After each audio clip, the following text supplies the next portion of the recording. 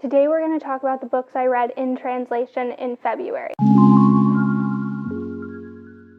In February, I was reading books by Black authors in celebration of Black History Month, so I will have a different wrap-up that I have no idea when it's coming up, but I'll link it whenever it does, which was most of my reading. So today I don't really have too much to talk about. I'm going to talk about the books in translation I read in February. Some of them were for the Invisible Cities project, some of them weren't, and then my plans, tentative plans for March. So let's get into it. Yeah, let's talk about what the Invisible Cities project is. So this is a year-long project designed to encourage people to read novels in translation, take in forms of media in translation from other countries. So the people who put it together randomize 3 countries a month that we focus on. So in February, that was, I just read stuff, I should know this, China, Colombia, and Egypt. And like last time, I'm going to start with the country that I did not read anything from, which was Egypt. I had plans to, but with it being Black History Month and me prioritizing books by Black authors, I just didn't really get around to it. So I did purchase a book in translation from Egypt, which is God Dies by the Nile by Nawal Saadawi. I'll probably read that in the next month. That's my goal, but we'll see. I'm terrible at keeping my reading plans, so I might just be lying to you right now. Let's move on to Colombia. So the book I read for Colombia was In the Beginning Was the Sea by Tomas Gonzalez. This came out from Pushkin Press, and it was translated from the Spanish by Frank Wynne, and it came out in Spanish in the original text in 1983, and this one was published in 2014. So, what is this book about? It is about an unlikable couple who picks up and moves to an island and purchases a finca, and it's just about them making bad decisions and kind of being bad people and spiraling in some capacity. So the whole plot is unlikable people making bad decisions. There's an element of you knowing something bad's going to happen, and then as it progresses, you find out what exactly is going to happen, and then the book ends with it happening. And that's really all I'll say about that. I didn't particularly understand the choice of telling us what was going to come, because that's almost something that I associate with thrillers, and I wouldn't call this particularly thrilling. I read someone's description of a totally different book that they called haunting and mundane, and that is exactly how I would describe this. The atmosphere was dark and dismal, and the descriptions of everything were like that. So the people, the events, things that were happening, it was unpleasant. Everything that was described was unpleasant. So while I didn't dislike or like this book, the reading experience of it wasn't fun, I guess. One thing I liked about this novel too is that it kept some of the Spanish words instead of translating them. I thought it was an interesting choice on the translator's part. It was very quick. It was short, and the chapters were very short, so it was very easy to consume. And so I read this all over the course of a night. I don't know if I would recommend this, but if you're into that type of stuff, maybe. But if you don't like unlikable characters, you're not going to like this, because there's nothing redeeming about them, to be honest. And that is all I'll say about this book. Okay, and then the other book that I did not get to from Colombia that I've owned forever, and I saw people on the Discord talking about this, 100 Years of Solitude by Gabriel Garcia Marquez. Yeah, Gabriel Garcia Marquez. It's super famous. I don't know why, I'm just very intimidated by it, and I've never even broke it open and actually looked to see what's inside, so I'm not sure why I'm intimidated, but that is a future read. Okay, Now, let's get to China. So I only read one book, but it was a super big win for me. And it was Invisible Planets, translated from the Chinese by Ken Liu, and it is a sci-fi anthology by a bunch of different authors. So at the beginning, there's an introduction in which Ken Liu kind of talks about why he chose these books and what it means to be Chinese science fiction, and how that's like a falsehood in itself because China is so diverse, and it's kind of like saying, what is American science fiction, or what is whatever country you're from science fiction? It's not going to look the same because everyone has a different perspective. And he really curated this based on the ones he liked, and I guess we have similar tastes because I also really liked a lot of these.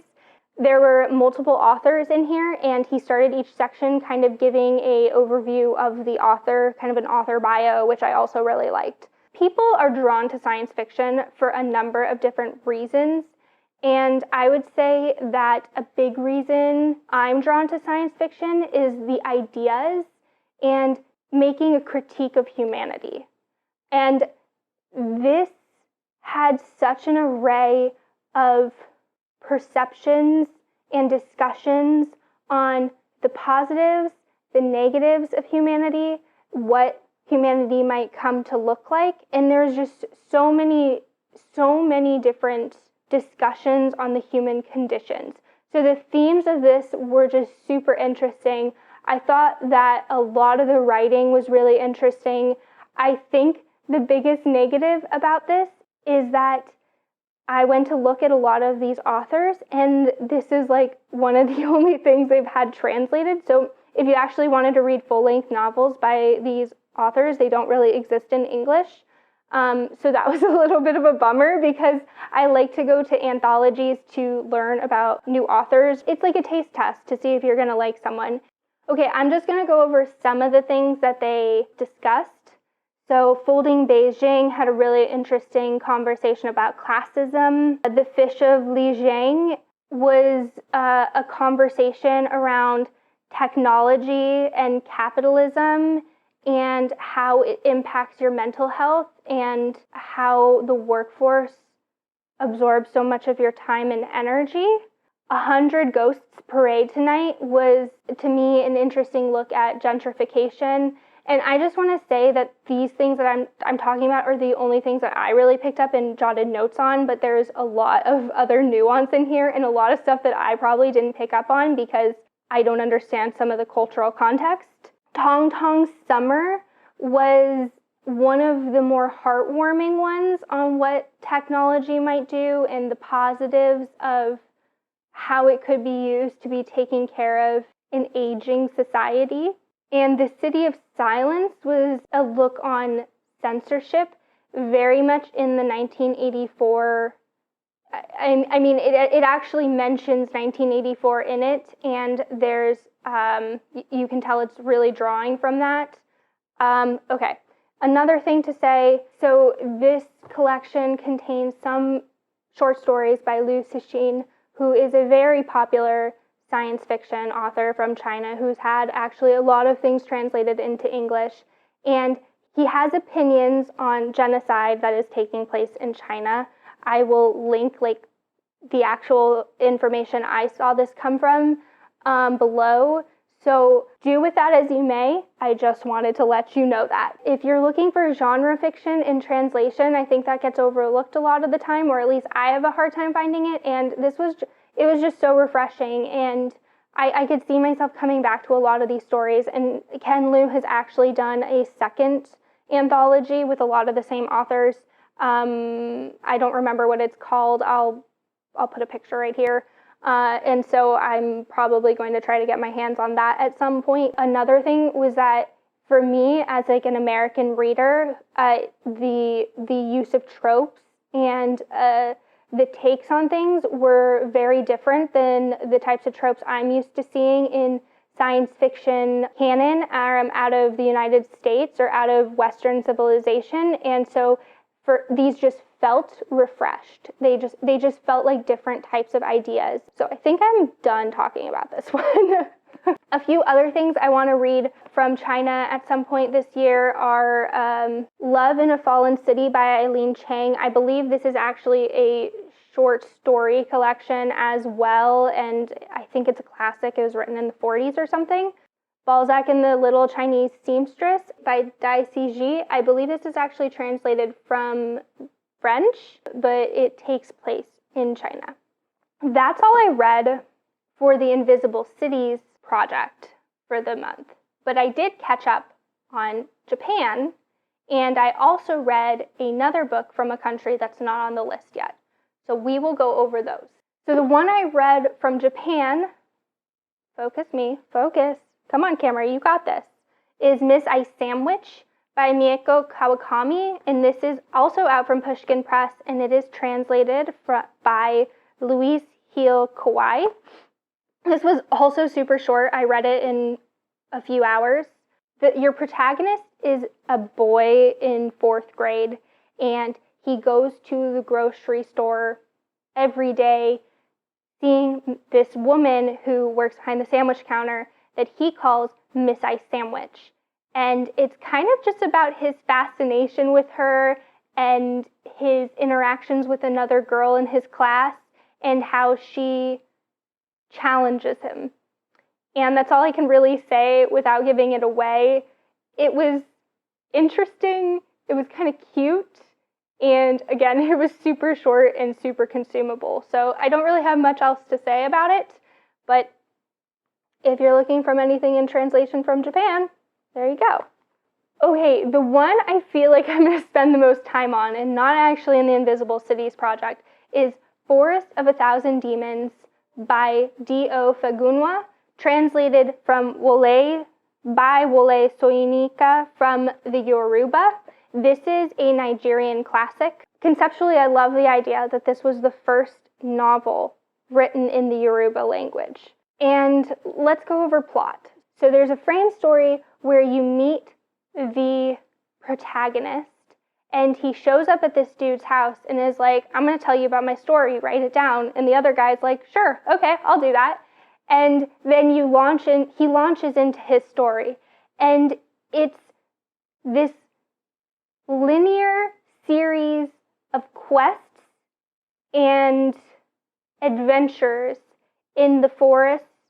Most of them take place in the Forest of a Thousand Demons, and his interactions with gods and with creatures. They're referred to as gamids in here, different types of gamids. So it's not like that's one type of creature. There's many types of creatures, and gamid is like the umbrella term of them.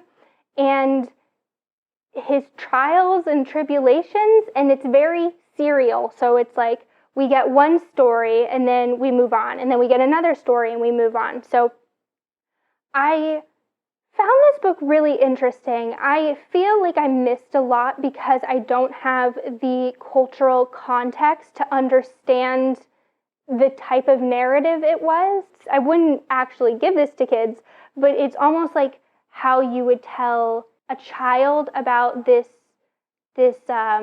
great warrior or this great person, and you would tell them a story each night, and each of these would be one of those stories. That was kind of the style, I would say, of the narrative. I'm going to put this down because I think it's not focusing on me, so I'll just put a picture up. He comes up against challenges, but it kind of feels like you always know he's going to come out on top because that's just the type of story it is. Personally, those aren't my cup of tea. It didn't feel like there was a lot of character development or character progression, which I don't think that there was supposed to be. So I'm not saying that that's something wrong with the book. I'm just saying that it removed some of the enjoyment for me. But again, I feel like there's cultural context that I'm not completely understanding or I'm missing, which is why it's written in this way. Oh, another thing I want to mention about this is there's tons of frame stories. So there's the first frame story that I told you about, but then they'll be like, he'll be telling his story, and then someone else starts telling their story, and then you'll have this other story within your story, within the greater story. And so it's almost a little bit comical at times because I'm like, I was like, where are we? Who are we talking to? Why are we talking about this right now? Like, who is this lion? Another thing that comes up a lot is how colonialism has impacted this community. I almost wish that I had looked more before I read this into like the colonial context of Nigeria, because I think I would have grasped some of these parts a bit more, because I honestly just am very ignorant of how colonialism specifically impacts this region of the world.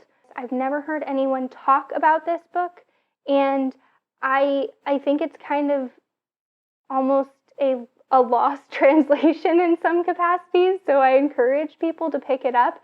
Just be mindful that it may take looking at it through a different lens of something you might not be used to reading, because it does not feel Western at all, and it doesn't feel like it's written at all for a Western eye or a Western gaze. So just keep that in mind as you're reading, but I recommend you try it. Okay, so those are all the books I read in translation for the month. So next month, which is right now, because I'm filming this in March, the 3 countries are Mexico, Libya, and Iraq. Yes.